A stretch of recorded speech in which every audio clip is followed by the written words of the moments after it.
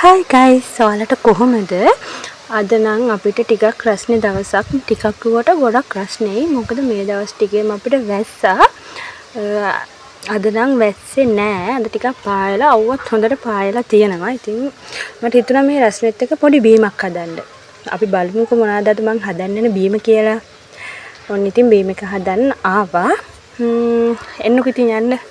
අද මොනවද හදන්නේ කියලා. දැන් නම් ඉතින් ඕගොල්ලන් දන්නවා මොනවද හදන්නේ කියලා. අද හදන්න හිතුණා මට දිවුල් බීම එක. ඔන්න ඉතින් දිවුල් බීම එක හදන්න කලින් ඔයගොල්ලන්ට තව දෙයක් කියන්න ඉතින්. දිවුල් කෙටිය හොඳට ඉදිලාද කියලා බලන්න ඔය පොත්ත උඩින් ටිකක් කීරුවට පස්සේ දුඹුරු පාට නම් මේක අද දිවුල් ගෙඩිය හොඳට ඉදිලාලු. ඉතින් අපි යන්කෝ බලන්න මේක කොහොමද හදන්නේ කියලා. මුලින්ම අපි දිවුල් ගෙඩිය දෙකට බලාගෙන ඉමු. ඔන්න ඉතින් දැන් දිවුල් ගෙඩිය දෙකට බලාගන්න යන්නේ. ඔය විදිහට දිවුල් ගෙඩිය දෙකට පලාගෙන හොඳට පණුව ඉන්නවද කියලා බලන්න ඕනේ. හරිද? හොඳට බලන්න. පණුව ඉන්නවද කියලාත් බලන්න. ඔන්න ඉතින් අනිත් ගෙඩියත් දෙකට පලා ගත්තා. ඔය විදිහට පලාගෙන පණුව ඉන්නවද කියලා හොඳට බලන්න. ඒක ටිකක් විදිලා වැඩි. ඒකයි මූණ නිකන් කඩ දෙකක් වගේ වුනේ. විදිලා වැඩි නිසා. ඔය තියෙන්නේ දෙකට පලාගත්ත දිවුල් ගෙඩි ටික.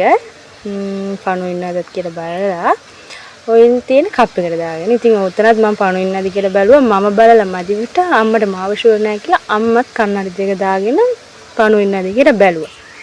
ඔය ඉතින් දැන් ඔය කන් බලලා බෙන්ඩර් කප් එකට දාගන්න තමයි හදන්නේ. එන්න ගන්න මාත් එක බෙන්ඩර් කප් එකට දාගන්න.